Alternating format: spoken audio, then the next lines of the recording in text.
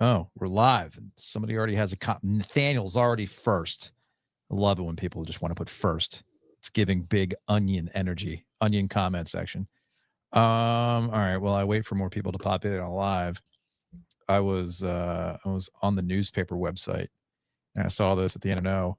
RDU lands another nonstop international flight to another tropical destination. I'm like, oh, okay, cool. What tropical destination am I not going to today, Joe? Apparently, they're going to Bermuda. Nonstop flight to Bermuda. Now, I see this, and this is a classic case of some of you didn't grow up in the 70s and in the 80s, and it's showing. Because you're telling me there's a flight to Bermuda from the Triangle? Buddy, I ain't going. I am absolutely not. Did you not watch Close Encounters of the Third Kind? Y'all don't know about Flight 19? I think it's Flight 19, not Flight 91. I think it's Flight 19. No, you don't know about that? I know about the Bermuda Triangle, yeah. Yeah, there's all these, like, these urban legends about flights and ships disappearing and all that kind of stuff. Ain't no way I'm doing that. Okay? It's probably quicksand there. Probably. Remember when quicksand was like the most dangerous thing ever? Like every show had a moment where somebody was getting caught up in quicksand. Remember that? My mom used to watch Days of Our Lives. Truth, this is, for some reason, this sticks out as a core freaking memory, man. I don't know why this sticks out as a core memory, but it sticks out as a core memory. My mom watched Days of Our Lives, and they got stranded. I'm pretty sure they got stranded in a Bermuda Triangle situation. Bowen, Hope. Laura, Hope. Bowen, Hope. Oh, man. Luke and Laura. Luke and Laura was the other one. Bowen, Luke. And then you had Patch, who literally had a patch on his eye. Yes. Right? Anyway, so they get on this Bermuda Island thing, right? And sure enough, one of the main characters died from quicksand. Whoa. And as a kid, that was the freakiest shit ever. Of course, I've never encountered quicksand ever in my life. Ever. Does it really exist? I don't know. Okay. If it does, it certainly doesn't. It's not like this issue that everybody has to avoid. Plague. Anyway.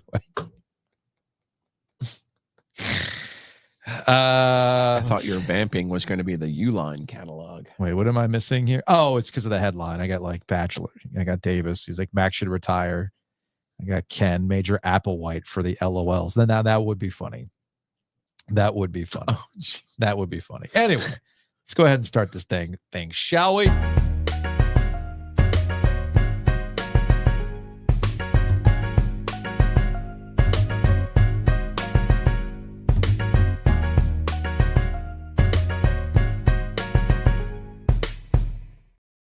Welcome to another Butcher's Market OG Live. It's just past 2 o'clock. We are inside Eford Studios in downtown Raleigh. Our presenting sponsor, as always, is Copiers Plus. But on Thursdays, when we do it live, it is all thanks to the Butcher's Market. We're going to check in with Kenneth from the Butcher's Market here in a little bit. I'm sure he's got some hockey takes. You know, look, let's just do it, man. It's Thursday. We're feeling good. Let's just go all in, shall we? 919. 444-2211. Call the OG Sports phone and curse or don't. I stayed up late and watched the Canes play really bad. I gotta work tomorrow. It's gonna suck.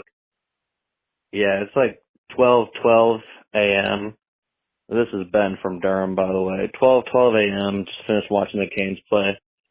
And figured I'd give you some Canes content to talk about as opposed to the basketball and football stuff going on. But we haven't had a true Canes experience in a while, and that was a rough one to watch. You can call it getting goalied, but I think if you give them easy shots from the outside and don't get any traffic in front, can't really call it getting goalied, and it's more on the Canes. I don't know. I hope Rod lets them have it. But it is only the 4th loss of the season, so we'll see what happens from here. I'm just a little extra salty because I'm tired. But go Canes. Look forward to the next one. I'm glad the way the caller put it. Enough of this getting goalied business, because much like we talk about a Dave Doran special with NC State football, sometimes there's a Rod special where they can have 50 shots on goal and they still don't get like right squarely at the goalie's chest. Right. It's like Yeah, yeah. not all shots on goal are created equal. I don't know why people get caught up in that sort of thing. And even the analytic websites get caught up in this. We got a text last night at actually it was at 7 o'clock in the morning, and they sent me this screen grab from Money Puck. And it was like, 4-1, Utah Hockey Club, blah, blah, blah, blah, blah. The deserves to win-o-meter. Oh boy. And it was like 90, what was it? 98% when simmed, they'll win this game over 500 times. And you look at all the other fun graphics and things like that. But yeah, it's just not what the Canes do. It's not what the Canes do. It's a classic situation when it comes to the Carolina Hurricanes. So maybe that's what we call it. We get the Rod special. There you go. Are we just dubbing all sorts of new things today? Special. Everything's a special. Everything's special. Speaking of special, I also have a new segment we're going to debut today. Whoa. Are you excited about this? NC State, they beat Coastal Carolina last night. They did. Defense for NC State has been kind of optional so far this season in their wins over USC, Upstate, Presbyterian, and Coastal Carolina. The fun fact about last night for the Wolfpack was that they hit 3. It's not the first time they've won a game without hitting a 3. They shot lights out otherwise. I think they, 60%, 60 some odd percent for the game. So, good for them. And I saw Luke write about this morning in the newspaper about how State needs somebody to step up. What do you like to call it, Joe? The bus driver. Well, guess what? Every time we talk about a basketball game this year, we're going to have who was Joe Giglio's bus driver?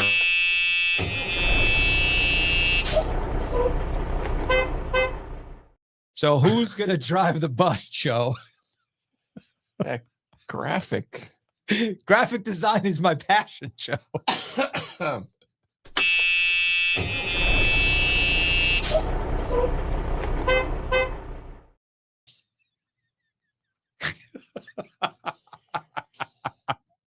So who was the bus driver?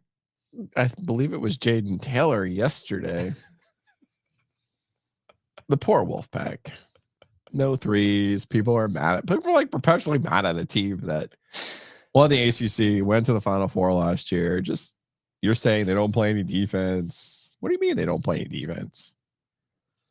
They gave up 70 points. That's perfectly acceptable. 72 the previous game, 66 before that. No, I'm looking at the Ken Palm, Joe. I go by the Ken Palm. I go by the Ken Palm. 90th ain't so hot, buddy. It's not terrible. It's not so hot. I see light green. Should be better. Oh, please. I see light green. Get out of here. The only thing I see in red right now is offensive rebounding. Not great. 303. Bus driver obviously was Jaden Taylor. 22 points. He continues to turn the ball over though, like a maniac. 5. Yeah. But he did score 22. From LK. No yelling on the bus. Seats taken. That Veronica Vaughn. Look, all jokes aside, I'm being serious. I was being silly a little bit about NC State. Let's not do this, shall we? Let's not do this. Which part? Trust the process. Actually, I think somebody just put that in the comment section when it comes to NC State. Just chill when it comes to these things. Where'd it go? I thought I had it. After last year's run. Yeah, it was after last year's run. Just trust the process. Ain't that big of a deal, okay? Yeah, from BK Ron. Trust the process. Just wait until the ACC tournament starts and believe. That's all that matters in the grand scheme of things. Oh, man. You want to see the graphic one more time?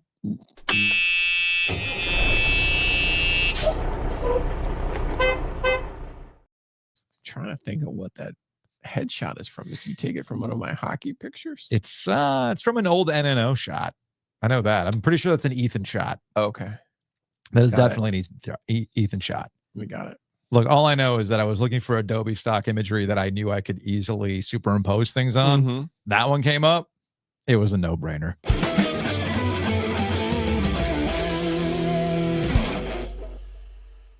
Rather than talking about 7-minute power plays, was it 25 minutes worth of power play time and Andrei Svechnikov? I don't really know what's going on here. Let's talk about happy things, shall we? Let's talk about the meats. Let's talk about marinades. Let's talk about catering. Let's welcome on Kenneth from the Butcher's Market. He is the reason why it's a Butcher's Market OG live. I also feel like I made it one full year without breaking a grill. Has it been 1 year? I think so. All I think we're at that time. So Yes. you're in for a tailgate? Absolutely. Yes, We're gonna do let's it go. again. Let's go. He made me sign a waiver that said I wouldn't touch the grill. Yeah, I got a dude. metal grill just for him. That's probably for the best. All right, first off, man, thanks for your continued corporate champion status here Absolutely. on the podcast. We appreciate you. And I don't want to look, man. I don't want to take away your opportunity to drop hot takes about the Canes.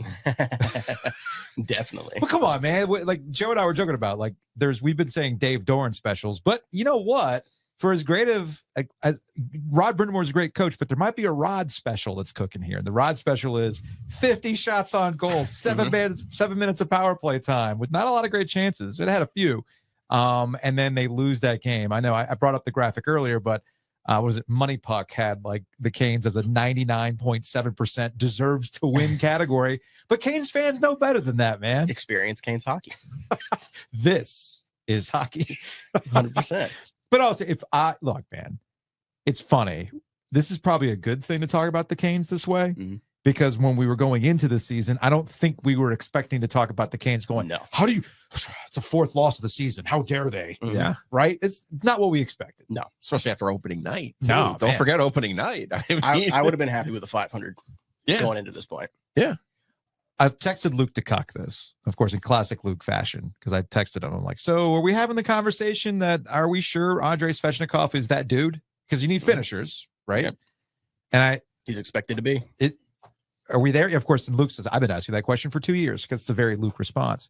We love Luke. But I do think if there's one thing about if you're looking for holes in the game so far, Svechnikov would be the one that you go, hey man, we're paying you a lot of money. Your contract was the thing that kind of made the Seth Jarvis situation a little wonky too. You got to produce, dude, more consistently than we see. And you can give me all the, he's doing other things on the ice that you might not see. He's physical. Yeah, but you get paid a lot of money to score, dude. Yep. Come on. And that's been a big problem for the Canes. Big time. Big time. And I mean, granted, he's getting assists, and of course he's a power forward, so he's going to cause havoc on the ice. He's going to be that big body, but at the end of the day, I feel like they've pushed him too far over on the power forward side of power, where he needs to be a forward, he needs to score, he needs to create plays. Not quite seeing that. Yeah. All right. Let's talk about Butcher's Market, shall we? Let's do it. Catering, Thanksgiving catering, both Christmas clothes, big time. This is holiday parties. Hey, this is our season, big time. So you look, man, you put the That's video. why he's here today, because I had invited him, and he's like, I'm about to become like, this is my Super Bowl next week, and I'm like, okay, Yeah, that's makes fair. sense. That makes That's fair. sense. So how many do you have an idea of how many events you'll do between now and the end of the year? Catering wise? Yeah, catering wise. So we've got, I believe for November, we've got 5 on the docket, and I believe 3 so far for December. Technically we're not even fully off the ground yet. Okay. Because that's what I was going to ask you next. This is a new thing for Butcher's Market. Very new. Okay. So granted, give a little clarity. We did try catering years and years ago, back when it was just Cary and Raleigh. We did try to get into catering, and it just didn't quite work. We weren't quite there. Are we allowed to share who you actually hired? Absolutely. Okay. Yeah. Very familiar to people who are Canes fans. Definitely. So for people who Go on. Joe Lambrazio Oh, of the Backyard Bistro. okay. Yep. Okay, that's nice. There you go. All right, very cool. Kenneth is like, no, wait a second. I'll find the Tom Dundon inefficiency here. Market inefficiencies, man. That's where it's at. So this is you guys have To be for the catering specifically. Yeah. Specifically, 100%. So you guys have played with this in the past, but now you've got this is a new dedicated thing, and you guys are ready to go and get it going. So for the holidays, we're talking turkey, sides, all that stuff. What are we doing big here? time. We try to make it as easy as possible for everybody. So we got whole turkeys, bone-in and boneless breasts. We'll be doing smoked turkeys outside of our Raleigh location. Ooh, We've got our big smoker there. Nice. We do a brining service for anybody that wants that and doesn't want to do it themselves. And then we got all the fixins, whether it's collards, mashed potatoes, mac and cheese, gravy. We got 2 types of different gravy, anything and everything. Okay. Top 4 at 4. What's your number 1 Thanksgiving side item? We'll give you the top draft pick. I would say collard greens. Okay. Because I'm a Southern boy at heart. Cranberry sauce. Ooh. But what kind of cranberry sauce? This is where we get to The debate. cheap cranberry Yeah, sauce. if we were doing, I feel like it has to be, Yeah, right? It has to be. if we were doing, if we wanted to take the week, a show off in the week of Thanksgiving, let's say it's the Wednesday before Thanksgiving, and you just wanted to blow up the phone lines, you basically ask the question: canned, ocean spray, cranberry sauce, or like the homemade granular. stuff, like the granular with the actual berries and the So, jelly and all that stuff. And I'm funny like, no, enough- if that thing don't jiggle, if it doesn't have ridges, I don't want it. I agree. And Right? we make a really good cranberry sauce, but there's just something homey about the jiggle. Yeah, man, I feel like that. Should I call breaking tea? If it don't jiggle, I don't want it. Exactly. My money. My crayons don't jiggle. Folds. Since I'm all over the place, and I apologize, Kenneth, but the Lake Boone, the OG epicenter, is now fully operational. Oh yeah, Yeah. big time. And actually, all of our neighbors are in now at this point because Mhm. McDonald's and Starbucks are having renovations. Ace Hardware was coming in; they're in now. So like that center is pretty rocking and rolling at this point. And you have a space outside just in case I want to go over there and get my steak sandwich. I don't need to leave the premises. Mm-hmm. Be like that guy, sad and lonely, sitting in his car listening to the OG podcast while he eats his lunch. I can sit outside and enjoy everything that the OG epicenter has to offer. 100%. Yep, we got tables out back. Really pretty nice shaded area. All right. So if people want to get the catering, it's Mhm. open now. What's Yep. the website? How do people get involved with that? So right now, we're kind of finalizing the website. But if you want to send out an email to Linda at the Butcher's Market, she's kind of our business face Mhm. side of it. So Linda at the Butcher's Market. You can you reach out to her. You can go into the store to let them know that you're looking for it. We're going to start having actually today I'm finalizing all of our pamphlets and brochures Mhm. to go to events, into stores. We'll have graphics up on the TVs in store for you to look at and scan QR code. And then outside of that, we did have a changeover at our Bedford location. That's kind of be the catering epicenter where the kitchen will be. All Okay. of our vehicles will live. So I would say probably the first of the year, around there, people will be able to come in. If you're planning a wedding, you can go sit down, talk to Linda, let them know what you're looking for. Menus are pretty much finalized, so we'll be having those going out. So it'll be in the next week. You're going to be seeing a lot if you're in store and through social media and our email marketing of how to get in contact. Okay. Very cool. If you're watching on YouTube, we put that up there. Otherwise, you're on podcast and just go that Linda at thebutchers-market.com. Also note, I gave Kenneth a choice since he is the official sponsor of OG Live on Mhm. Thursdays, Butcher's Market OG Live, but he's also the official sponsor of the Butcher's Market mailbag. That's right. So I gave him a choice. I'm like, do you want to come in on Thursday or do you want like the captive audience on Friday for the mailbag? Maybe you have like an in-person mailbag question for it. Or you're like, no, Giglio's, no, Ovies. I've got plenty of fish to fry. I've got plenty of steak tips to saute. Yeah, I got too many things on my plate right now. I got no bit. questions. A little bit. All right, man. Well, thanks for coming through, man. And Absolutely. we'll see you for the tailgate. Let's do it. All right. Giglio will not touch the grill. No, I told him he didn't even need to bring the grill. We can just make this a beer And Tailgate. sipper. and a too. sipper. We'll have some of those too. Yeah, that'll be good as well. Perfect. All right, Kennth, we appreciate it, man. Thank you for sponsoring OG Live and, of course, the mailbag, which will come your way. Housekeeping. Big thanks to Kenneth again for dropping by. And big thanks to Enovana. You can check them out online at enovana.com. Green Cleaning Solutions. If you have mess inside your mansion or trash in your cabana, get it green clean with Enovana. We will have that tailgate December 15th. at Kansas. 12:15. Yes. Very Sunday. excited about that. I was going to be out of town for hockey, but not anymore. So I will absolutely be there for the tailgate. 5 o'clock game, Columbus. Can or cannot promise that Don Waddell will stop by the tailgate. That would be funny if we could get him to drop on by. Thanks to everybody I who's do watching. need to stop him upstairs though and get him to say Kachikov for our audio purposes. That would be great. Big thanks to everybody who's watching on YouTube right now. If you are, hit a like, leave a comment. All those things help with the algorithm. If you're listening via podcast, if you're new and you haven't rated us yet on your favorite podcast platform, 5 stars only, positive vibes only, leave a review. All those things help with the discovery of the podcast. And of course, we thank our corporate champions like Mosquito Authority. You can check out Mosquito Authority and Pest Authority at bugsbite.com. You can bundle and save. Our friends over at Longleaf Swine, check them out at longleafswine.com. Actually, at Longleaf Swine last night, because I brought the boys up here to get a haircut. Jacob cut all of his hair off. All of it? All of it. Wow. Yeah, I'm not. Go ask Leanne. It took over an hour to cut all that hair. Wow. It took some time, dude. It took some time. I almost went back to Longleaf to get a drink, honestly, the rate we were going.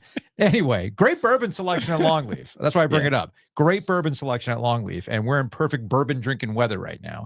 So head on over to Longleaf, chill outside. They got the heaters, all that fun stuff. And of course, our friends at Breeze Through, check them out online at breezethrough.com. We're going to be at Breeze Through next week for an OG Live, Butcher's Market OG Live, because they're going to have cheap gas, $1.76. They're reopening that convenience store off of Pool Road because it had a car go through it. Not great, but Beer Cave's back in action. We will be there, and we expect to see you there at the Breeze Through.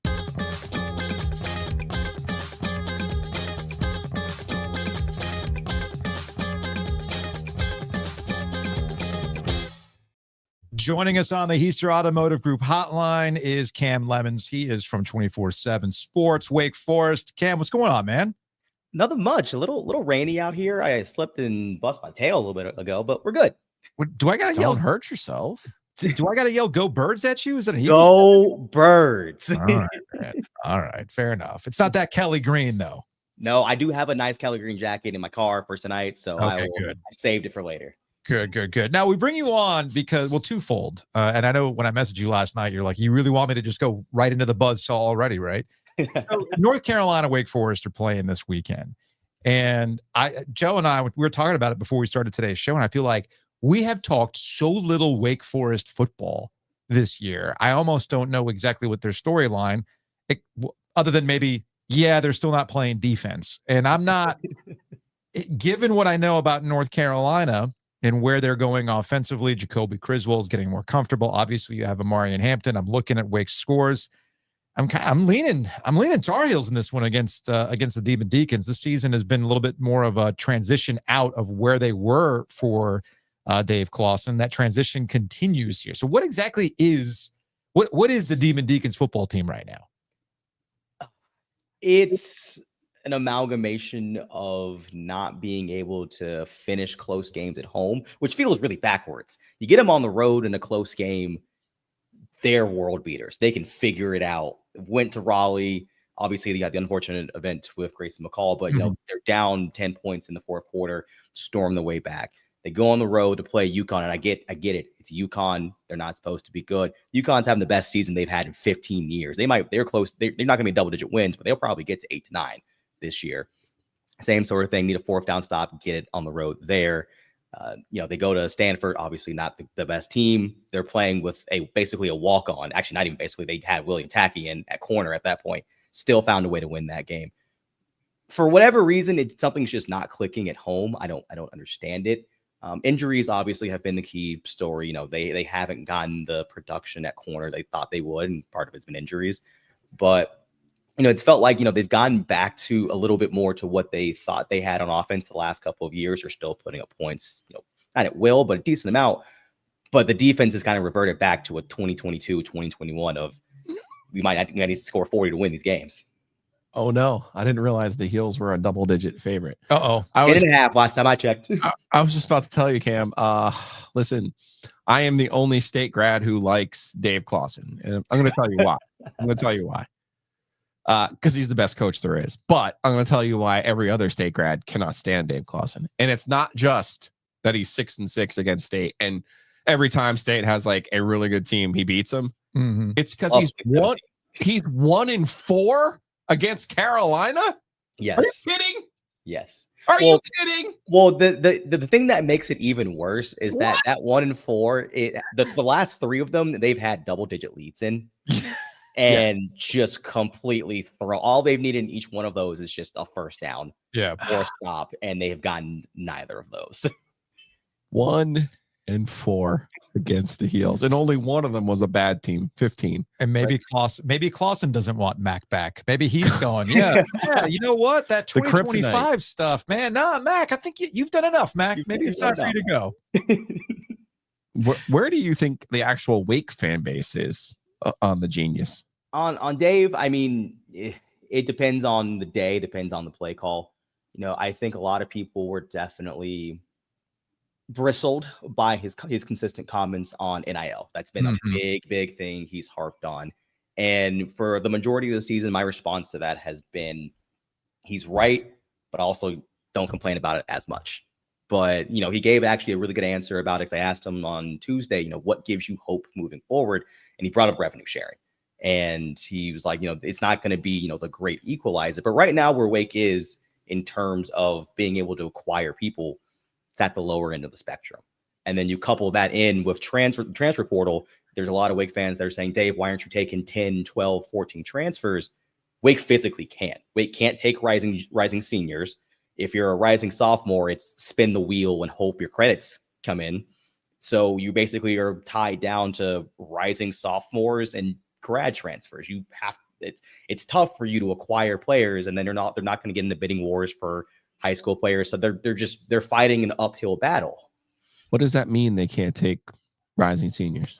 Okay, so for those who don't understand, it's same way at Vanderbilt, Michigan, Stanford as well. So for Wake Forest, you have to have at least 60 credits. You get 120 credits to graduate. At least 60 of those credits have to come when you're on campus. Wake Forest. Okay. So that's one of the big things why they can't take rising seniors, is because no senior is going to really come. Sure. And just forego basically a year. Davian Williamson did, and he was lauded for that because he worked his tail off during the summers to graduate, on time. But if you're a rising senior, you are just SOL. But then if you're a rising junior, it's, did you come from the right kind of school? Did you come from a Villanova? Did you come from Columbia? Michigan sometimes doesn't even transfer in, because the big thing about Wake is not only do we not take, they don't take some of the credits. If you started some of your major, what essentially happens is they'll take it to the department head, and the department head goes line by line. This is good. This was taught by an adjunct professor. Not good. I don't really love that syllabus. This isn't good. And so you can go in saying, oh, I'm like through my major, not just my degree, my major in general, and then say, you know what? You've only got like 15 credits that actually really count, and so you're coming in as a first semester freshman. Yeah, this is why I went on a mini rant yesterday with the whole NC State losing to Wake Forest, NC State losing to Duke, 1-3 against Duke for Dave Dorn, 6-6 for Dave Dorn. It's like, if you just ask yourself the base question, should NC State have a worse football program than those two schools? The easy answer is no, because of all in Wake Forest case. Well, you just illustrated a huge key piece of why it's difficult to do what Dave Clausen's been able to do at Wake Forest. You don't have those barriers at NC State. So, and I know it's something that Steve Forbes has had to kind of fight through and kind of help evolve where Wake Forest basketball is. He is the portal king, right? But you gotta do that with NIL too, because that's how you keep making it to be the portal king. I'm not gonna lie. Sometimes I have a hard enough time keeping track of what's going on at State, Carolina, Duke with the new pieces.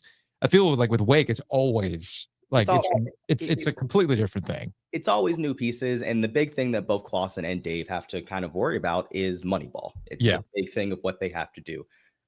Obviously, the collectives they have, Roll the Quad, has done a pretty good job. They're both really happy with what they have there. But you think about the guys that they've been involved with, and that's kind of my thing is the recruiting aspect of it. And I hear what these numbers are of, say, it's 200, 300K. It's not so much that Wake doesn't have the money to get those players. It's okay if say for a corner, for example, if I have to pay 300K for a corner, okay, cool. If I'm Jasheen Davis, if I'm Damon Claiborne, if I'm Hank Bachmeyer, if I'm Devontae Gordon, they're getting 300K, and I'm getting, let's just throw out a number of 250K. Cool. Now you need to do an extra 50K for every single other person there. And so that 300K becomes 600K real fast. Mm-hmm. All right. One last thing about basketball. I was kind of being a pain in the ass regarding NC State, because so far from what I've seen from their schedule is not great teams that they've played. Yeah. Not great teams. And they're working some things out. It's fine. I'm looking at Wake Forest. It's similar with the exception of one game. That's the Michigan game. Right. which they pulled out 72-70.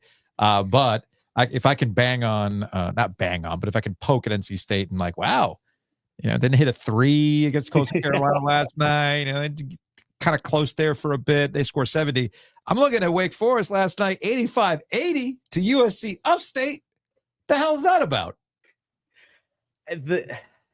This team right now, my thought process is they play to their competition. Little peek behind the veil. Come on, Cam. That's not just this team. It's not. I mean, okay, in general, it's Wake Forest in general. But I mean, I was watching. I got to peek at practice on Saturday, the day before the Michigan game. So my friends were up, and so we got to go watch. They were getting run out the gym by the walk-ons. Oof. Vincent Ricciuti who was a walk-on. He should be, probably a mid-major guy. Will be a mid-major guy in a couple years. Oh my goodness! So I'm sitting here watching this, going, "Oh no, they're going to get mauled tomorrow in Greensboro." And then we look around, and it's pound for pound, probably the best game they've played all year. Yeah. I need more angst out of my Wake people, Cam. You're like a little bit too nice. You got this 1-4 awful record against Mack, and Andrew Carr, the great white nope, is out here outplaying Cooper Flagg when the money's on the table. NC State fans would be up. They were up in pitchforks. Will you look at Russell Wilson at Wisconsin? This only happens to us. No, it doesn't only happen to you. There are two reasons I'm not mad about Andrew Carr. One is because I was an Andrew Carr defender the last 2 years. Every time Andrew Carr wasn't playing well, I was like, you know what? He's one of the better defenders they actually have. Offensively, he's really good. And now it's on display, and I'm like, I don't seem like a dumbass right now, Like I don't seem so dumb.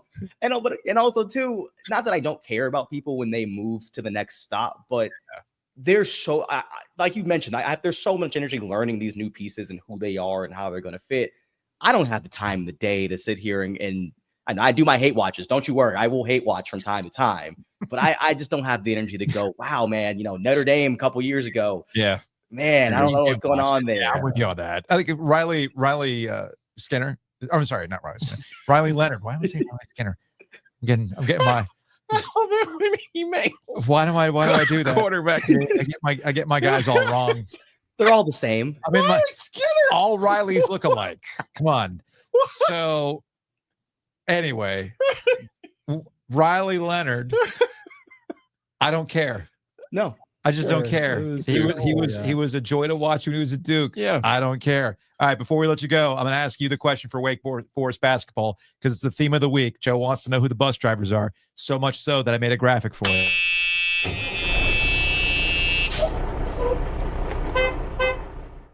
So who's the bus driver for Wake Forest?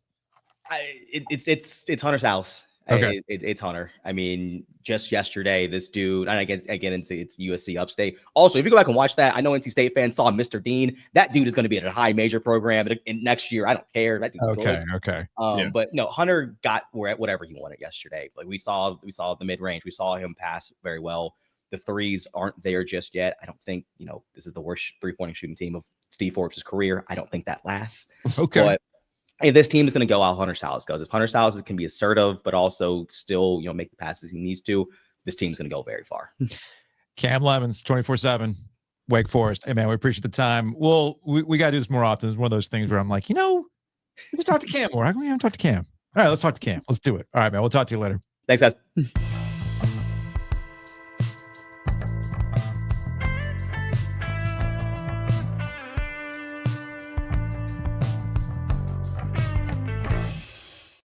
Big thanks to Roback. Check them out. Roback.com. OG20 is the promo code, but maybe you want to save that promo code. You got to save now. We're in save mode. Save the promo code because it's sale time.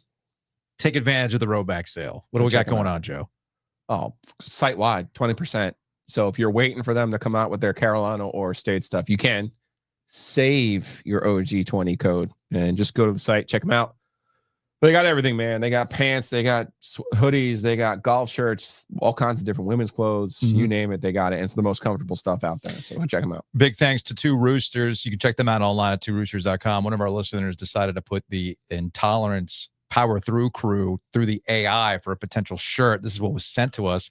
Again, this was all AI generated. I love how it's a Jovius with the apostrophe, no Oh, lactose. so you notice how the cartoon makes you look good. Meanwhile, Dude, I don't I'm Chris know. Farley over here. I don't know. The power through crew, lactose intolerant consequences, or whatever the AI is trying to spell out. I don't know. Send that over to Jared to see if we can put that on a t-shirt. Power through crew, the Ovies power through crew. Their ice cream is so good, you don't care about your own lactose intolerance. Check them out, tworoosters.com. Also, the chocolate chess pie is available right now. You can order it now, You can. and it's available. You picked it up the other day. No, it's available for the week of Thanksgiving. Let's go. That's right. You Yes. didn't get it yet. You didn't get it for Jess's birthday. I did, but that's because Oh, you're I'm special. a corporate champion. You're special. You have. See, I can't keep track of these things because sometimes you're like, oh, I'm doing this. I'm like, oh, it's available. No, not available. Not It's yet. just for me. But you can order it, Go and it will be ready for the week of Thanksgiving. Chocolate chips pie. tworoosters.com. Check them out. Also, big thanks to Hometown Realty. MyHTR.com is the website. You can buy and sell with confidence. Guaranteed offers. That's you helping them. You got to help yourself. Help me, help you. No, help. They're going to help you maximize the value of your home. So go to myhtr.com, my hometown realty.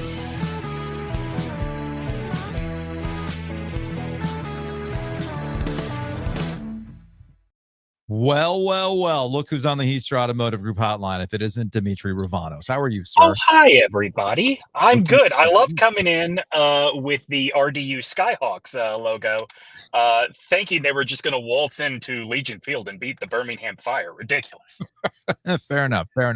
All right. So we got OGTriangleMedia.com, OG fans. Shout out to everybody who's an OG fan subscriber right now for as little as $13 a month. But I suggest you buy the year because you'll save money. Indeed. Save money that way.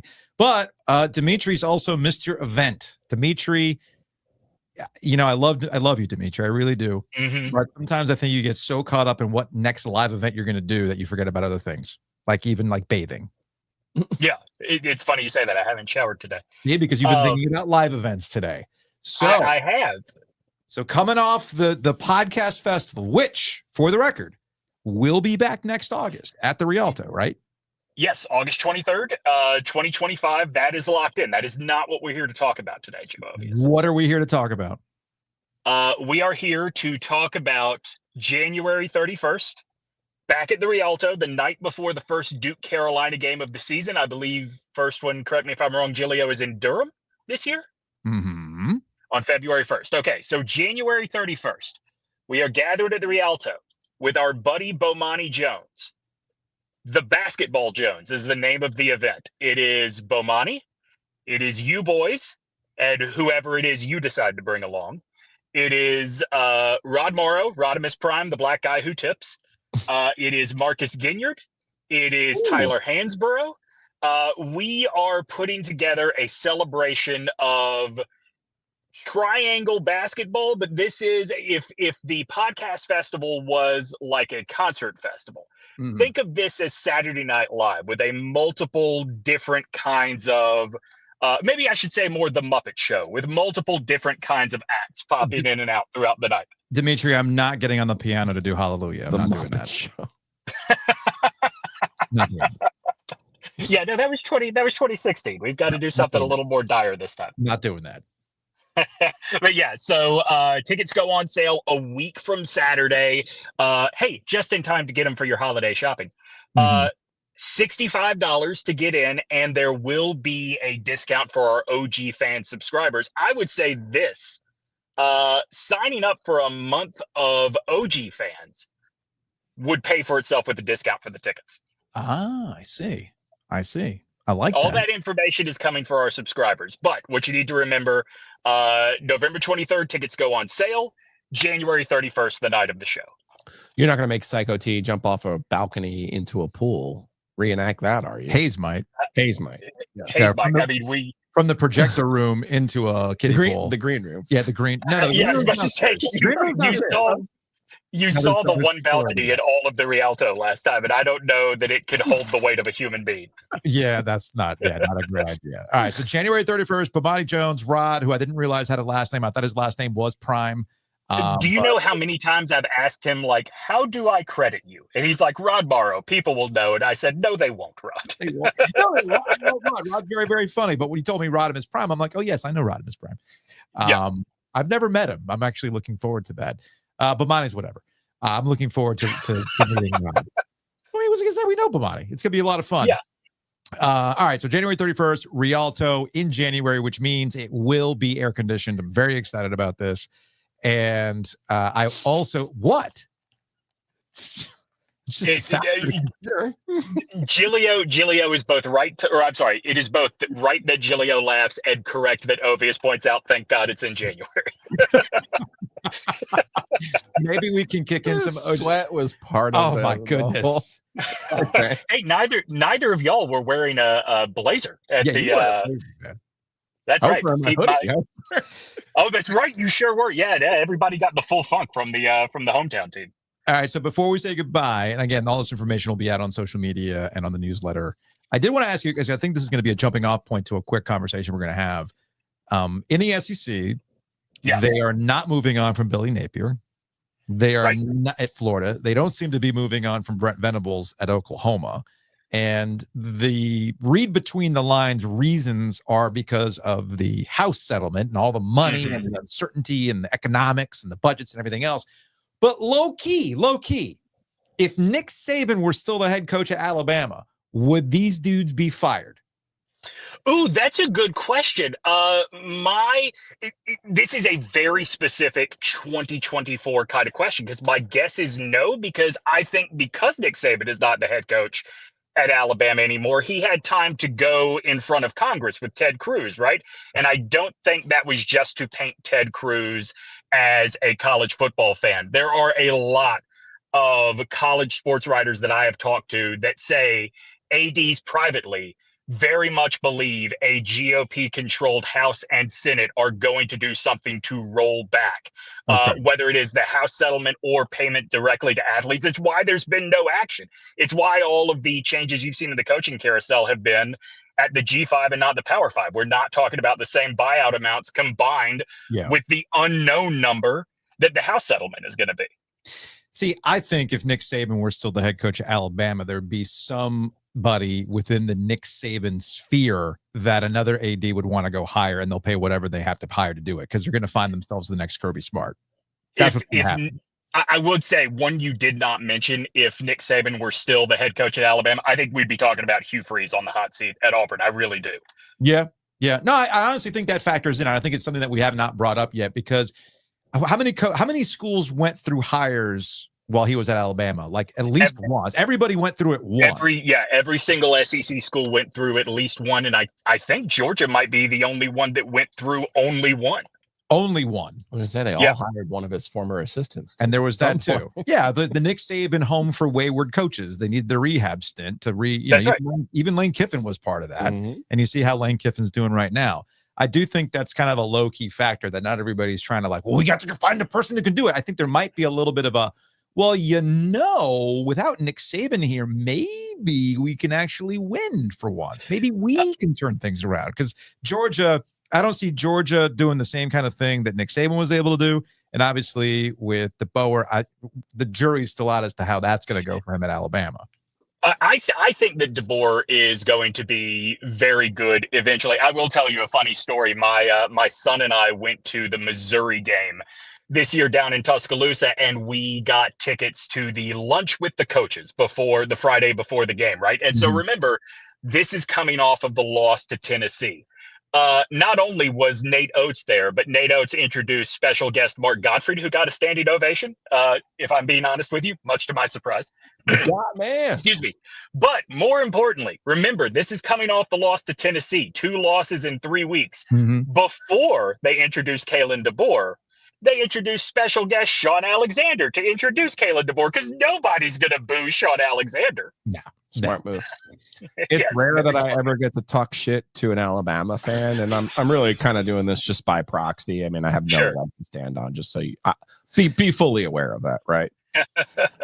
I have been wrong all year about like every team in the SEC to the point where like I'm just bleeding money on Georgia, right? Right. And maybe I've gotten this thing wrong all along. Maybe I wasn't thinking of this in an Alabama-centric way. In the Alabama-centric way, I should have been thinking about it. What if Dan Lanning really is that fucking guy? And what if Alabama couldn't get Oregon's football coach, and now Oregon's football coach is going to win the national title? What would piss off Alabama more than that? What could possibly be worse? I would say it's good that we hired the one guy Dan Lanning can't beat then. That's right. There you go. But you got to play him. There you go. You do have to play him. Yeah. I figured to There you go. skate, man. I keep looking at this thing. Go, what? Because we'll do this on February, the first week of February. What did we miss? What did we miss? It was Oregon all along. It was Lanning all along. The SEC coach out there and out in Nowheresville.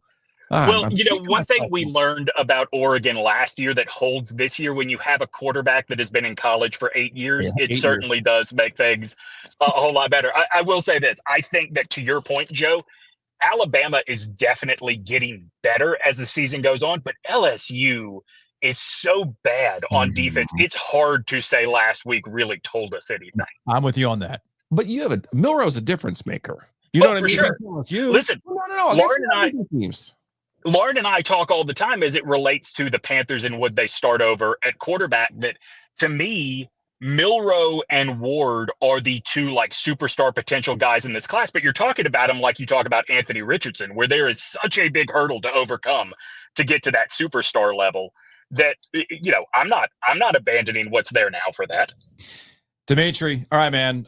We got an OG on business next week. I'm going to give you a preview of what we're going to talk about next week. Is it what we texted about earlier? Blue sky? Oh, no. God, I can't do another micro plug insight. I know. No. It's not going to be that. All right, man. We'll talk to you later. Be on the lookout for more details about the Basketball Jones, which was the name we have to use, the legal name we have to use for this event. There might be bootleg merch for the name we were going to use. Yeah, there are some really cool announcements coming up, but we didn't want to wait forever and ever on this. You're right. So all that information will be forthcoming. All right, man. We'll talk to you later. All right. Talk to you later, boys.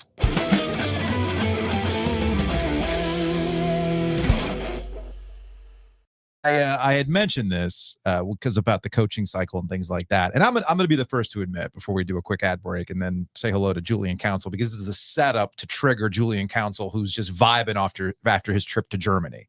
I don't know if he's fully detoxed from all the liters of beer that he consumed while he was in Munich, but we'll find out here in a second. Earlier in the week, you had highlighted the fact that Mack Brown had an off week, open week press conference. Yeah. And Mack is the master of recruiting and messaging and everything else. And this press conference, this media availability, I should say, was related to NIL, transfer portal, roster management, how they're assessing things right now. That's how he spent his open date. Yes. Yeah. Yes. Which would lead you to be like, wait a minute. You're talking about 2025, but remember, this is why I've called it, all we can do is speculate retirement tour for Mack Brown. And I kind of dismissed that. I wasn't really thinking about it because I didn't really want to play the game. But this morning, when I was kind of catching up on stuff, what have I missed? What have I been, doing other things for? I missed this story from Pete Nakos over at On3 last week, where they were talking about this very thing, the coaching carousel. We've looked at it from the contractual obligations, the money, the buyouts, and how the house settlement might impact how these things are going. Group of five, as we saw at ECU, who knows what happens at App State, but at the Power 5 or the Power 4 level with all the money and the contract buyouts, they're a little hesitant to move on from coaches that you would otherwise move on from. So Nakos writes, quote, sources across college football had North Carolina circled to open since September. Mack Brown's team has struggled this season, sitting at 5-4 with a chance to reach bowl eligibility. The former Texas head coach is now 73. Many expect this to open up with Brown retiring. The only question is when. Does it come at the end of the regular season, or does he make a push to return in 2025? Well, that push has already started. The push has started. You got your answer. We got our answer. And I do wonder with his contract, I don't know the details of the contract. I mean, that might be a FOIA request at this point. He's got his contract runs through the 27 season. Okay. But his base salary is $900,000. So but what's the only buyout? That's what the buyout would be. Okay, that's your what base it'd be? Okay. times the years remaining. So Okay. 2.7. It's not a lot. Okay. Not a lot. That was my only thing. I'm like, well, if it's going to cost North Carolina a bunch of money to say buy Mack, then maybe they do bring him back. I don't know. I really don't know. But all I'm saying is that what we thought the coaching carousel might look like, clearly is not going to look like that.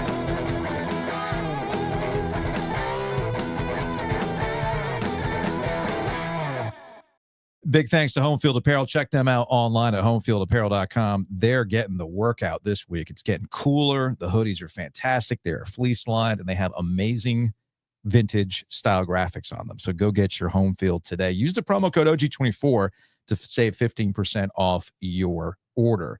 Maybe you are really down bad on Carolina football. Maybe you're really down bad on what NC State is doing. Maybe you're already anticipating. Carolina's won 2 in a row. I don't know. Why would you be down bad? Maybe you're already anticipating the crap show that is going to be the end of the season game between the Tar Heels and the Wolfpack. You know what you should do? Go to Nature's Relief, naturesreliefhempstore.com. That way you can just melt into the couch while the takes are melting down your favorite social media microblogging website. Nature's Relief, hempstore.com, RELEAF, hempstore.com. And of course, our friend Matt Davis over at State Farm. This man is saving you money on your home and auto, and he's also saving a wonderful old ACC tchotchkes like this Duke program insert that had Josh McRoberts wearing number 2, the prophecy of Cooper Flagg. Who knew? Who knew he was that ahead of his game? So go to insuregarner.com, VOGinsurance.com, or call 919-779-8277.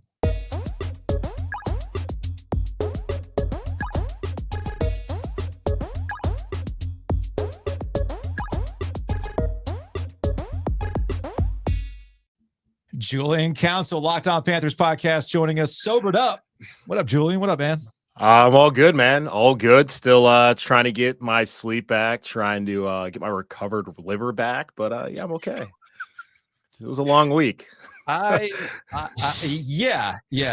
I appreciate you leaving an OG Sports Phone voicemail that we thought better of. We did not put it in the podcast. Just for your own sake. Yeah, I mean, I was thinking back to when I would have sent that and how many Steins I had up to that point. And I appreciate it because I did go back through the shows the last couple of days, see if it made it. And I was like, I'm sure someone would have said something to me had it gone up there. So yeah, I appreciate that. So you got to look out for the kid. You down for Mack 2025?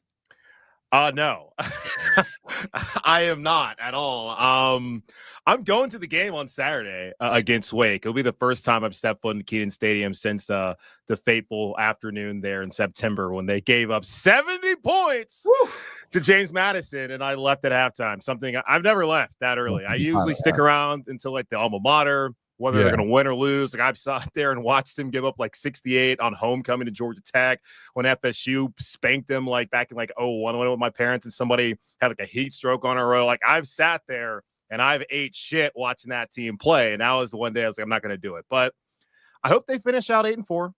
Obviously, I'm one of the last people who hates Wake Forest. Do not lose this game. I cannot stand Wake Forest. Thank you, Chris Paul, for that hatred. Then a state game. Please, for the love of God, beat that state team. And if they can go 9-4 and he can run out to the sunset, like I'm cool. But if they get 9-4, I don't think he goes to the sunset. Yeah, that's the problem, man. That's the problem. I'm kind of nervous, even though like I love Mack and I appreciate what Carolina football is. Because if he goes out there and wins 8-9 games, they won 8 the year prior, 9 the year before that. Talking about 3-year stretches, probably one of the best in school history, if we're being honest. That's not a guy you can really push out, but he has to understand like the best thing for Carolina moving forward is to try and find a younger coach and try to figure out what this NIL landscape is going to be. And I'm very curious kind of what the coaching, pull is right now. When you look at Florida deciding, now we're going to stick with Billy Napier. I'm wondering what's going to I'm really wondering who is out there that's going to, Carolina's going to be an attractive job. That's at least what I've been told. Pete Thamel saying he's going to be more attractive than Florida is interesting. You won't get as rich as you will at Florida, but that's what he said on the ESPN college football podcast Okay, like a that's the month or first. so That's the ago. first I heard of that. More attractive than the That's- Florida job. Yeah, I guess maybe because potential. Florida keeps firing coaches every 3 to 4 years, and at Carolina, I mean, you can stick around and have an opportunity to stay. There must be something. I remember, was it Heather Dinich that wrote something about the pine trees? There must be something about that setting that gets people to get really caught up in their feelings about like, yo, but it's beautiful there, man. And I'm not saying it isn't. I mean, it's I a don't beautiful know. campus, but it's like better than Florida. Yeah, well, Giglio said it. Like, regardless of who Carolina has, like they're gonna be able to recruit because of the brand. Yeah, And like you look at just how the population growth of this state and how much talent we have in North Carolina. It's the whole, the fencing, the putting the fence around the state and all that bull that's never happened and never is going to happen. Like Mack, the class he brought in like 2021 and 2 is as good as it's ever going to get. Most of those guys flamed out anyway. So we'll see what happens, but I hope they went out. If Matt comes back next year, I mean, I don't know. Because this is not a guy who really wants to play the portal game, and they're losing a ton of guys. And I don't really know how they're going to be able to completely flip this roster unless like you're getting somebody else new coming in and bringing in a bunch of talent, kind of like what Signetti did going up from JMU to Indiana. Like I look at John Summerall, like he brought all his Troy players to Tulane. They're going to win the American. And if he can bring like Darian Mintzer, their quarterback, up here, I'm good with that. And especially that defensive staff and prowess, which we have not really seen in Chapel Hill, of course. Well, we've not seen defensive prowess over the course of multiple. Yeah, it was like 2009 the last time we saw defense at Chapel Hill. It's been a long time. They got to fix their college football needs to fix their calendar. Like that's number one. They can sit here and act like, oh, house this, money that, NIL this, but to have their calendar screwed up the way it is, like you won't even be able to go get the guy from Tulane and bring the whole team with you. I mean, it's just a weird setup, man. Yeah. And that's actually kind of a good point there. And I was talking to people about this earlier on Thursday morning. The smart thing may be to just wait for the house settlement, wait to see how the offseason now with the new expanded playoff actually works out, and then go into the market next year, opposed to kind of figuring it out on the fly where you still don't know how much it's going to cost you. You know how much it's going to cost to get this next coach, who's even going to be available, and if you're going to be able to. I mean, they don't have a great high school recruiting class anyways. Now everybody's looking at Bryce Baker and Greensboro as the quarterback that they want to be able to get. But we'll see, man, because like next year you're looking at Florida being open, you're looking at Auburn being open, maybe Oklahoma is going to be open, Virginia Tech possibly. Like there's going to be some better jobs that are going to be some pretty good jobs that might be open next year if things continue to trend the way they are in Norman and in Auburn. And well, that just means Max back in 2026. No, God, no. I mean, you just wait another year after that. If they're going to get like 11, if they're getting 11 recruits like this cycle, how many are they going to get next cycle if Mack Brown is still the coach? Like 5? Who is signing up for this other than kids who just really want to go to North Carolina? There's a lot of them, though. There's a lot of them. I guess, man. I don't know. I love Mack Brown. I hope it works out. But as far as them winning out and then him deciding, I'm going to go hang out in Grandfather Mountain with my grandkids. Like, that's what he needs to do. That literally, it's called Grandfather Mountain. Go be a grandpa. There it is. There it is. Julian Council, LockedOn Panthers. We don't pay you. What we do occasionally is, I'll buy a beer when I'm in Charlotte. Occasionally, we still got to get you that Rowback hoodie that's in a color you don't have at this point. Yeah, the Merlot color, please. Merlot. Let me write this down. Merlot. What size hoodie are you again? Large. Large. Okay, we'll make sure that gets out. Man, Merlot. I like that. Kind of sounds dangerously like Wolfpack Red. No, it's a lot closer to the Elon Maroon. I don't have anything. Okay. Yeah. Okay. Well, you got to be careful now. Okay. By the way, how about the Elon Phoenix? We might actually be good this year. Or Carolina's bad. It could be that. Oh, and hoops. No, I think that. Look, I said this after the Elon game. Carolina's not bad. Carolina does this every year, early season, where they have a game where they get freaked out. And then, I think Hubert Davis has to put the hammer down on defense, which is exactly what he talked about after that game. But anyway, so we don't pay you cash. It's the occasional beer when I see you. We'll send you a Merlot large Rowback hoodie. And then this was also part of the payment. We give you a platform to not talk about the Panthers. That's what we do. Feels good, right? But now that we've paid you, it's time to talk about the Panthers. Sure. All jokes aside, I was jealous you got to go out to Germany. Based on what I was able to see in social media form, including from you, it looks like everybody had a great time. And people, I guess the beer helps. You see David Tepper and he's buying. You're going to hang out with David Tepper too, right? And of course, it all gets yeah. capped off with a win. So coming out of that, it's interesting. You come out of that game, everybody feeling good, but then you're right back into the conversation about Bryce and the future and where is this all going. And they got the open week to kind of have this subside, but there's a decision they have to make before the Kansas City game. And they keep talking about, well, we want the quarterback that gives us the best chance to win. And it's like, well, Kansas City's defense is legitimate. Yeah. And I don't think it matters who you put in there. So for me, I would go ahead and put Bryce Young back in the lineup just to see how he holds up against a defense like that, because Andy Dalton's not your future. If this is about assessing Bryce Young because you're not making the playoffs, well, then you might as well continue to see what you have in him.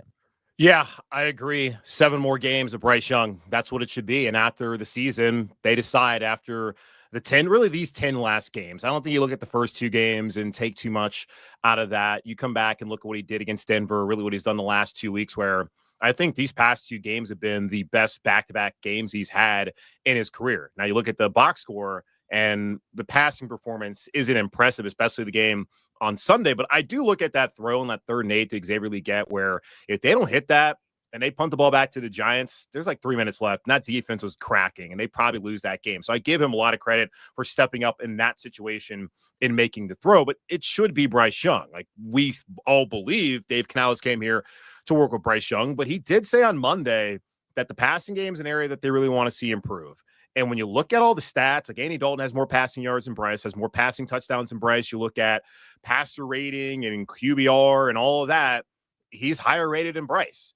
And you look at the 4 passing games where they've had over 200 yards passing, 3 of them have been from Andy Dalton. The one from Bryce is in garbage time against the Broncos. So it should be him continuing to have that chemistry and rapport with the young receivers and Legette and Coker and Sanders. But I wouldn't put it past Dave Canales to go back to Andy Dalton when he was pretty steadfast that he was the guy that gave him the best chance to win. And the only reason Andy hasn't been playing is because of a car accident. It's not like the offense was, killing it the last couple of weeks with him out there, but still, he was saying, this is our guy. It's about Andy. It's about who's out there. Refusing to talk about Bryce and say anything positive about him would not shock me at all if he goes back to Andy Dalton next Wednesday and decides that he's going to be the quarterback for the final 7 games. And that would effectively end Bryce Young's tenure in Carolina, unless there's another freak accident for Andy Dalton, which hopefully that's not going to be the case. I'm sure that doesn't happen. Under the premise of telling me something good, where did they unearth DJ 1-1 from, and why is he not my new favorite player on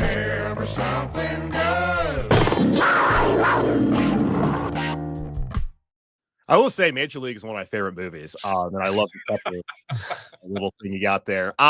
Yeah, dude who played for the Vikings last year had 8 sacks opposite of Danielle Hunter, who is one of the best defensive pass rushers in the NFL now with the Texans. And he had 8 sacks like 2 years prior to that. South Carolina, dude. So they have a ton of Gamecocks. Got JC, got Jadeveon Clowney, just Gamecocks all over the field defensively. But yeah, dude who had the blood clot, was expected to be the first player they picked up in free agency to replace Brian Burns. And he made a major impact, I thought, on that game on Sunday. Like, they really had a tough time blocking him, got the sack in that first half, and they have not had a great pass rush. And I want to feel like that's probably one of the better pressure percentages they've had so far this season. So that's a guy that they expected to build this defense around, and they didn't have him. And that's kind of been the issue, I think, defensively, is Jordan Fuller. He had not played since week 3. He was out there starting. Dane Jackson's missed a lot of time. You had those two, J.C. Horn, Mike Jackson at other corner spot.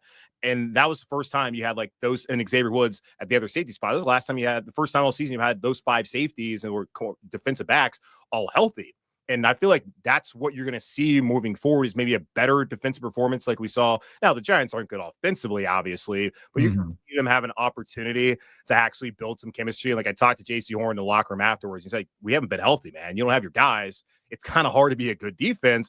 I know a lot of people don't want to hear that, but like, it's the truth. They've been banged up, and they do have a level of experience to where you would expect them to not be the worst defense in the NFL. Now, are they going to start being a top 10 defense? I don't think so. But guys like DJ Wonnum coming back allows them to have 2 respectable pass rushers. Now, I don't think Clowney's a great pass rusher anyways, but there are 2 guys that offensive coordinators actually have to account for, where before it was only 1 guy that they really had to worry about, and they probably weren't that worried anyways about Clowney. So I had titled today's episode Carolina Panthers mid-season report card, because that's what you have to do on YouTube for the SEO purposes. Oh, speaking of which, Cooper Flag, Cooper flag. Cooper flag. All right, do your thing, YouTube. Thank you. But I am curious. What would you grade Canales so far this season? Well, the funny thing is, I actually did a midseason report card episode for the offense that came out on Thursday on LockedOn Panthers. I'm aware. I'm sure you're aware. I gave him like a C- as Okay. far as like the play calling has been great, and I don't think there's a lot of belief in the quarterback. And that's probably been a part of the play. I mean, not a part of like a big reason why the play calling has been what it's been when Bryce Young has been out there. And I don't know, the messaging of it all, I don't love, but that's, I guess, a media thing and a fan thing to care about.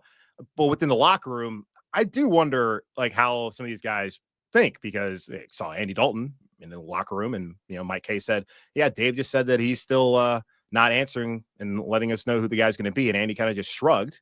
So it's like, is he annoyed by this, or is it just like, yeah, it is what it is, man? I'm just trying to get back on the Munich.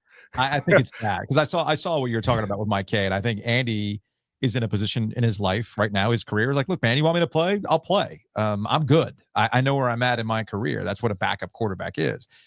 I'm with you when it comes to messaging. I think that's something that I get wrapped up in. You might get wrapped up in. Fans are not the ones. I'll tell you who really gets wrapped up in it. Massa Tepper is the one who really gets wrapped up. There is that. That. I don't think there are sickos like me and Julian watching those press conferences on a Monday. That's all I'm saying. Fair. I think You'd be surprised, man. They had to turn off the comments on YouTube after they started losing again this season. That's right. Oh yeah, they had a lot of people up there just mad. Here's your arrested development, man. Like, that guy doesn't know what to say because he's so in terror of saying the wrong thing. That's where, but the whole terror thing, I think this is a byproduct of the NFL as a whole. And the one thing I've been trying to spend time doing this week is, I get it. You watch your team, you think what's happening to your team it's the only team that this is happening to. But when you take a look around and you see some of these other storylines that are taking place, I mean, in Chicago, they're speed running this whole thing over the last 5 weeks, firing their offensive coordinator. They want to get Eberflus out of there, and everything else. The Colts? Colts are going through it, although Anthony Richardson, I saw, is going to finally be back in after Shane 2 Steichen. games. Just how dumb is that? Take him out for 2 games. Call it what it is. You punished him for what happened. That's all it was. Yeah. That's all that was. You punished him for the whole tap out thing. He's got to learn. But I agree with what Pat McAfee had said in that the building is doing Anthony Richardson a disservice. Chicago is doing Caleb Williams a disservice. And whether it's because of the coaches they bring in, because of the pressures they face from ownership, there's any number of reasons that this happened, but it's this cycle that continues. And when I watch the Panthers play, and why I would give Dave Canales a C or a D, it's like, hey, man, stop coaching scared with this quarterback. Make it definitive. I want to run my offense with it. I'm going to let everybody see he can't run the offense I want, rather than dink and dunk stuff. And then I almost feel like sometimes Dave Canales is annoyed that Bryce Young has been able to make, as you call them, those anticipatory throws, because it makes Dave Canales go, well, damn it. He showed he could do it. Do I have to dial up another one? That's what drove fans nuts the other week, not this past week, but the week before, where it looked like they had some semblance of an offense. Bryce looked comfortable and then went right back to the conservative play. Why? Oh, yeah, when they're leading against the Saints and it's 3 straight screen calls. And that's the thing about Dave Canales, too. It's like the first down one, negative play to Chuba Hubbard. The second down one, they tried to throw to Xavier Legette. It was a bad throw by Bryce. Then third down, they go to Miles Sanders, one of those surrender third down screen calls. And a lot of times he refuses to ever answer, saying, I got to watch the film. Yeah. But he did say on the Legette one that it looked like we had something there, just wasn't a good throw. So you can answer the question. Oh, without just when it's Bryce messing up, you can answer the questions. But any other time, like when Deontay Johnson quits on his route, you won't answer whether that was on him or Andy Dalton. That's where we get to the messaging, and that's where it's abundantly clear. He might have been brought here to fix Bryce Young. He's seen enough. I think so. Straight up, really he's seen enough.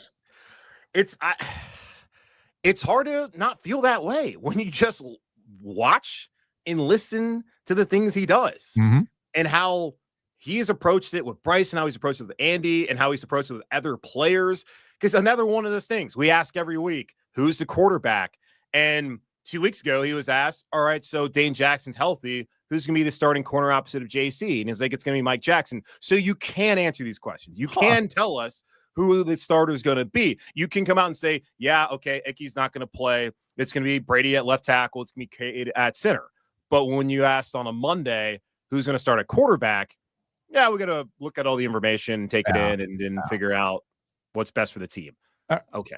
Before we say goodbye, I feel like the grade for the defense would be an incomplete grade. Yeah, I think right now it's probably like a D, just because they have not been great. But yeah, incomplete is probably what's fair for this defense, and we'll see what they look like the final 7 games. I think they have. Kansas City will obviously be a difficult test. That will certainly. Who's getting fired or not, or getting bought out when they lose to the Panthers next week? Oh boy, Matt Nagy, so he doesn't get that job and fail upwards, hopefully, because you know it's coming, man. That's going to make so many people mad. Oh, no. Yes, yes, I could see that. Julian Council, LockedOn Panthers. Every day, this man is talking about the Panthers. Every day. I'm exhausted. Pay that man his money. The Merlot is on the way. It's on the way. It's on the way, Text Julian. us your address, please. Let's go. All right, man. We'll talk to you later. All right, appreciate you guys.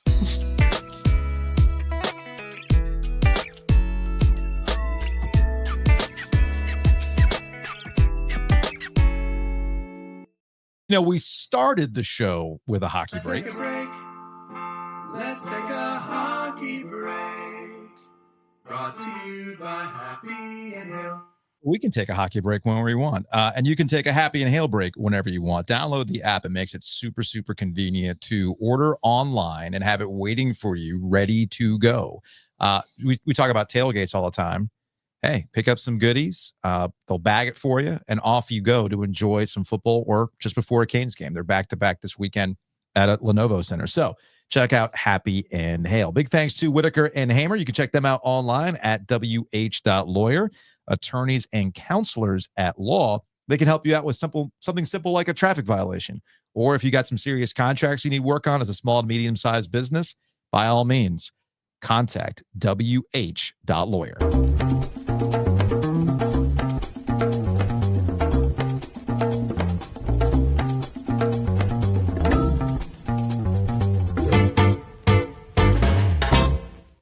Let's go to the OG Gambling Syndicate. All thanks to our friends at DraftKings. OG293 is the promo code. You bet $5, you will get $200 in bonus bets. The NBA Cup is here. The courts are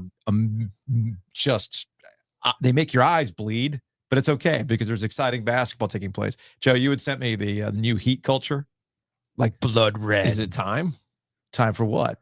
Well, I can't decide who hates my gifts less, but I feel like there has to be an Ovies who has a Heat culture jersey. It would be my brother. Your bro? My brother would wear that. My dad that thing's amazing. My dad does not do the jerseys. Okay, I liked it.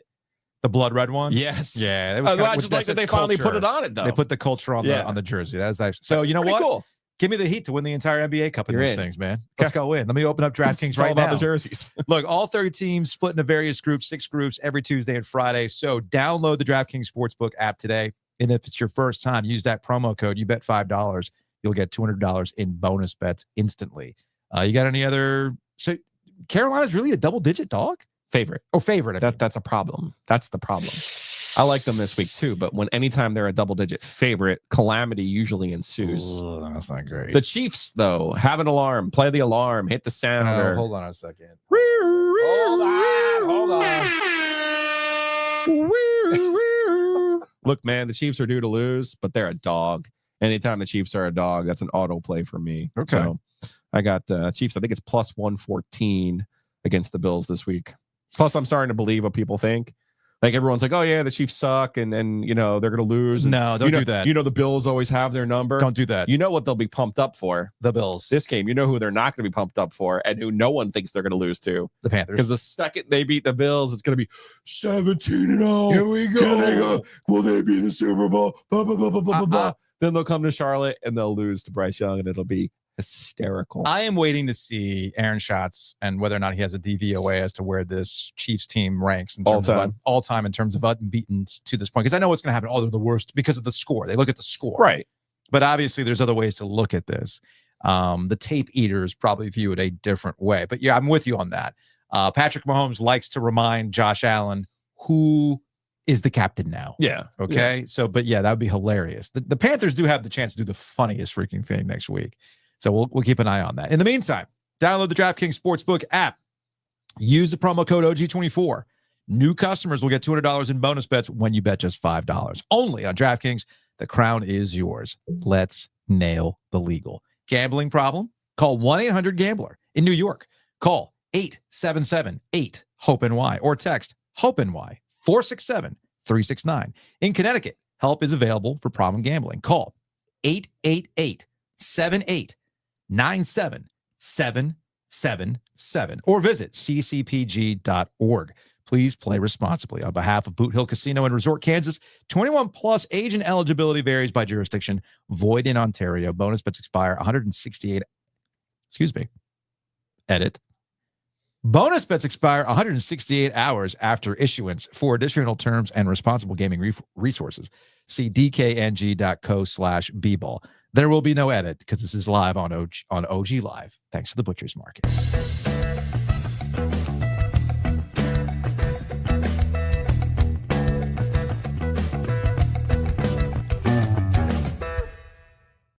Let's welcome on to the Heister Automotive Group hotline from O2 Fitness, Renew Physiotherapy. He is JP Horan. But before we get started, JP, it's time for the jingle. O2 Fitness, so much more than a gym.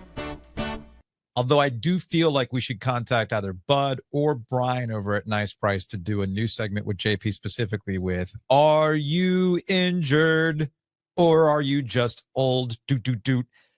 JP, how often? There we go. How often? I was thinking more of like Who Wants to Be a Millionaire, like the lights come down. Yeah. Get a spotlight on JP, and he's like, are you old? Or are you injured? Let's phone a friend. Yeah. Yeah, nah, man, they're old. 50.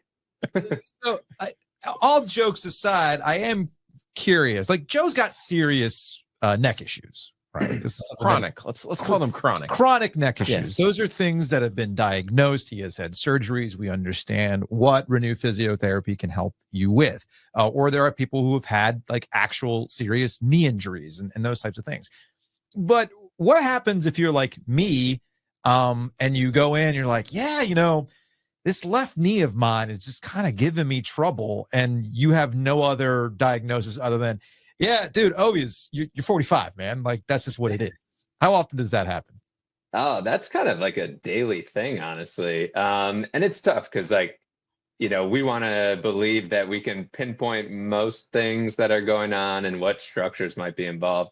But a lot of times it can be kind of ambiguous and things just don't feel right in my knee, or it's stiff, or it's, when I get up in the morning, it's tight and I walk it off kind of thing. Yeah. But there's a lot you can do for that kind of stuff too. It's not like it's just going to be like that forever. But you can do a lot of different mobility exercises, stretching, strengthening, whatever it might be to help those things. And then combine that with some of the stuff that we offer, like dry needling. I think Joe's mentioned that. Mhm. Cupping, soft tissue work, stuff like that can help mitigate those symptoms and get them feeling a little better. Krista's also got me moving into the exercise phase. Oh, cool. Here are some different weightlifting exercises, resistant bands to do that will, give you some different movements. Because I think a lot of times when people think physical therapy, they think, oh man, it almost feels like punishment, right? Like we are punishment sometimes. Yeah, I mean, sometimes you're kind of like, oh, my doctor's making me do this. But I think one thing I've learned with Renew Physiotherapy is it's not that. It's there's a way to help yourself, either in my situation where I've already had, surgery, or in a situation where surgery is not going to help you. It truly is about trying to figure out, what are some of the best ways to get you going and get you moving in the right direction. So I appreciate the approach that you guys have at Renew Physiotherapy. I wanted to do some great hits today too. I'm going to start with maybe your most unusual. What has been your most unusual request that you've had at O2 Fitness? Oh man, put me on the spot with that one. It's tough to say unusual because everything's a little different, but trying to think of a good one. No one's been completely outlandish, like I No, lost an ear, this can you setting's make my been a ear little grow back? no. This setting's been a little different than some of my other jobs, just because we're working with a lot of active people in the gym setting. So it's a lot more of the more acute, maybe flare up type injuries, some nagging stuff, nothing like catastrophic, which I think is what you're looking for a little more. Yeah, sorry. I guess I'm not thinking of anything too wild of recent, honestly. I've seen a couple people recently post-op for some pretty significant hip reconstruction type stuff where this one guy it was a pretty significant the hip replacement failed essentially at first, so that they had to go back in and do the hip replacement again and basically put this big fixator along the femur. So that's one of those things that is something gone wrong, and where a hip replacement is normally pretty straightforward rehab and people do really well, but this complicated things to a pretty large extent. So things are a lot slower. Whereas he would have been walking pretty easily right off the bat. This was a much harder recovery. So I guess we can, like that is tough. I guess we can close on me asking you for physiotherapy intervention with my dad, because he's had both hips replaced, right? Oh, okay. And my dad, because my dad is the type of guy who's like, I'm going to get my hip replaced and everything's fixed. Like, no, Dad, you have to do the physical therapy that goes with it. Otherwise, you're going to find yourself in worse shape. So I think that's the key here. It's like, you can have these procedures, but that's just part of it. That's just part of getting back to where you were. And I'm guessing it's all about a welcoming environment and good staff to help. It's not just like, oh, I can't believe I have to do this. All right, cool. I want to get back to where I want to be. And you guys are trying to make that an environment that's worth doing, right? Yeah. And I think that's what makes our setup so effective and welcoming with people, because even if you're not a gym member, you're coming in after having a surgery. It's really cool to be able to, maybe we do a couple of things in the room, but then we're getting right out into a gym space. You're feeling like you're a little more, quote unquote, like a normal person getting a workout in, and not being put through a bunch of, X, Y, and Z exercises and another number in a clinic. It's all one-on-one. You're getting to, get to know your therapist pretty well. And it's just a great way to have a personalized rehab experience. JP, appreciate the time as always. Maybe I will send my dad directly to you. He could be your problem. I'll meet him at Briar Creek. Okay. Yes, please. As an adopted Lions fan myself, now we're rooting for Goff to throw 4 interceptions per game, right?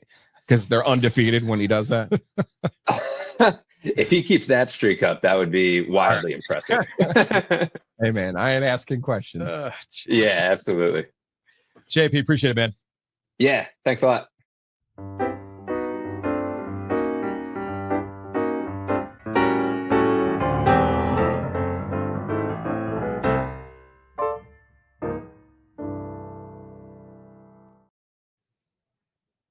Let's get out of here. Okay. On some Hey Joe. Although I got distracted. Not gonna lie. I got distracted. Well, because I logged into Twitter real quick, because we're gonna spend some time a little bit on this tomorrow on the OG mailbag. Okay. There's like way too many social media platforms now. I feel like it's back in the day where you had MySpace, Facebook, Tumblr, early Twitter, like all sorts of crazy stuff, right? But anyway, I went over to Twitter real quick because I had to fish something out from like media stuff that we share. And I saw that Cam Newton had a new our podcast brethren, our colleague, over at Blue Wire, our Blue Wire colleague, and our corporate colleague. Cam has a new 4th and 1 show, and he says the real reason why the Panthers are avoiding Cam Newton's legacy. New episode out now. I was like, oh, what's this about? Let me hit play here. Man, the Panthers go to Germany, and they brought some Panthers legends out there. Steve Smith, Thomas Davis, Luke Kuechly was out there. They were looking for Bull. How? Would you have gone if you got the invite? I guess we'll never know. And what bigger and better player to go Peggy, honest question. What's up? Do you think Cam Newton has played his last down in the NFL? Yeah, I believe so. I think you have to do Breland, that. do you think I'm ever going back to play in the NFL? Realistically, no. Okay. Can I be vulnerable real quick? Yeah. All right. People don't know this story, but I'm going to tell it. I'm sorry. This took a turn. I've not seen this clip well, yet. I have not seen this With the clip Michael yet. Strahan jerseys, kind of throwing me off a little bit. But It is throwing me off a little bit too, but all right. Anyway, we'll continue here. I don't have no quarrel with David Tepper. I don't have no quarrel with nobody in the Panthers organization. I speak my mind unbiasedly, no matter who and what franchise it is. Quarrel. That's not the right word. Last year, we had a 7-on-7 tournament in Charlotte. Correct. We went into the Panthers facility. And you mean to tell me one of the greatest Panthers to ever play ain't up nowhere? I'm talking nowhere. Who brought it to my attention? My son. How old is my son, Peggy? 8. Yeah, 8 now. Yeah. So as a man, when you have to explain to your son, Daddy, where's your picture? Yeah. At this particular point in time, the question was, oh, we don't know if Cam's retired yet. Newsflash, I'm never going to retire. I know I've played my last piece of football. It don't matter to me to officially retire. A couple years ago, I had initiatives that I brought to the forefront to the Carolina Panthers. I said, yo, I'm really taking this media shit serious. Why don't we give a live audience the experience to let's do a Funky Friday for the masses? We're approaching, at this time, it was 5 years since the 2015 season. I was like, we could do a 2-for-1. I can talk to Luke Kuechly. I can talk to Thomas Davis. I can talk to Greg Olsen, unfiltered, in a way in front of an audience that we can just share stories. This could be the perfect way to pass the torch to Bryce Young. I think the fans are like that. Did that get pushed through, Peggy? No. I think the narrative was, Cam, you need to come into the stadium and mend relationships that you didn't even know that anything was broken. Yeah. So when I see certain things happen like this, I didn't even know certain opportunities even existed. Well, then, that took a turn. I got sad there for a little bit. I don't know. I feel like that's probably a larger discussion for another day. It is interesting that Cam is not really part of any sort of feel-good story for the Carolina Panthers. I have a theory, but I'm going to workshop it when we have a slow news day next week because it's really not a important thing. But you know what is important? The OG Sports Phone. 919-444-2211. Call the OG Sports Phone and curse or don't. All right, let's see. We got this from, that slide's the shirt, by the way. the slide is there, but we can't put that on a shirt. Why not? Because it's an Adobe stock video that is only allowed for this purpose, not a whatever, dude. Like putting I'll on take a shirt. a screen grab of it and send it to No. somebody. You know what I want to do? I want to rip off the old New York sports phone. They actually had a shirt back in the day. Or we rip off the football phone or a tennis shoe. Sports Illustrated the tennis helmet shoe with the OG. Yeah. Oh. Ooh. I like it. Hey guys, love the show. I just want to say I see everyone just absolutely just shitting on Robert and I don't know what you guys want him to do. Like, the team very clearly had an issue under Tim Beck. In like 2020, we were in the 100th ranks for rushing offense. In 2022, we were like 110 out of 130. I mean, the rushing game was absolutely abysmal. And then in Dave's infinite genius, he goes out and hires a guy known for running an air raid style offense and a quarterback draw to run. That's his bread and butter. How is that going to fix the problem? The problem was the rush game was just awful. And so we bring in this guy who's known for airing it out, and then Dave doesn't let him air it out. The results are very obvious what's going to happen. Like, this is not on an eye. Dave doesn't let him run his offense, and his offense is not what's going to fix the problems. is just an all-around terrible hire. And I have little to no faith that the next OC he brings in is going to be the guy that's going to solve all the problems. It rests solely on Dave's head that he needs to figure out what he wants to be and then find the guy who matches with that, rather than going out and grabbing some guy and hoping that Dave can just shape him into what he wants him to be. All right. Love the show, guys. I'd say that's a fair assessment. Well, and I was two different things though. Like he was really one thing. Now, true about the quarterback running, but he was he had a different set of offense at Syracuse than he did at Virginia. I think it was Josh Goodson who had said to me, I don't really care who Dave hires to be the next offensive coordinator, as long as the criteria isn't, oh, they had one good game against NC State. Like, just go get somebody. Hey, I remember that. You know, and Dave always says like the same thing. Man, that team was really hard to prepare for. Defense coordinator, you know. It's like it's the equivalent of Carolina basketball. It's like you hit all the threes against us. I know what we can do. We'll go get you. No, it doesn't work that way. I think whoever they bring in as the next offensive coordinator, like it's obvious now that Dave has to be the one who changes. He let Drink cook, for the lack of a better term, for 2 years, basically. Yeah. And you saw some of the results there. No. That was the NC State offense, though.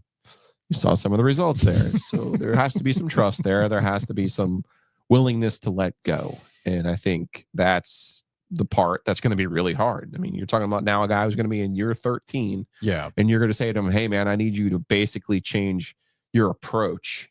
That's tough to do. It's tough to do. All right, one more. Dave Doran. Wah, wah, wah, wah, wah, wah, wah, wah. That's all we hear every day, every year. Get him out. Goodbye. We don't need Charlie Brown's teacher anymore. Anyway, that's going to wrap it up. Appreciate everybody who's watched today on OG Live.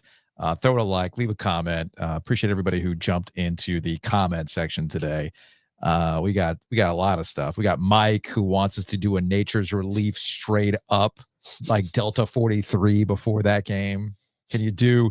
Who was it that was asking if we do a Lucy? Lucy was asking if we do an OG Live. Yeah, that would be fantastic. That would be fantastic. Hey, you people have seen me on the you're gonna fall asleep. The Delta 9s. You don't want that. Oh, poor Jean. She's like, the thought of another year of Mack.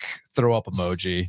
I'll take losing the remaining 3 games, even the Super Bowl state game, if it means the end of the Mack era. Come on, Mack. Or come on, Bubba. Do the right thing. Fire Mack. They ain't firing Mack.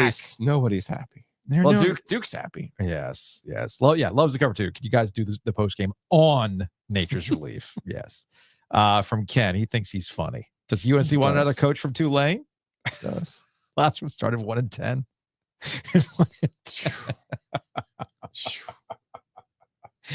And from Peak, and again, I feel like we could probably talk about this a little bit more next week. Tepper's a cancer on the culture and the disrespect that he shows to one of the greatest players in franchise history only highlights how bad he is for the fan base. This is yet another example of the differences between Tom Dundon and David Tepper when it comes to tapping into the nostalgia. But again, I have to formulate some thoughts on that one. Definitely have to formulate some thoughts on that one. Oh, look at Talon. Tar Heels are a double-digit favorite. That equals a loss. I know I mean, he's right. Yeah. But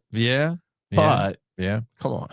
From Jess, can Hugh Freeze be on the hot seat anyway? Asking for an Auburn. I know. Anyway, we'll see y'all on Monday. We got an OG mailbag. I was gonna say we'll see you tomorrow. Yeah, I was gonna say normal show. We'll see you all Monday on the YouTubes and whatnot. But we have our OG mailbag brought to you by the Butcher's Market. Which, speaking of which, Butcher's Market OG Live ends transmission now.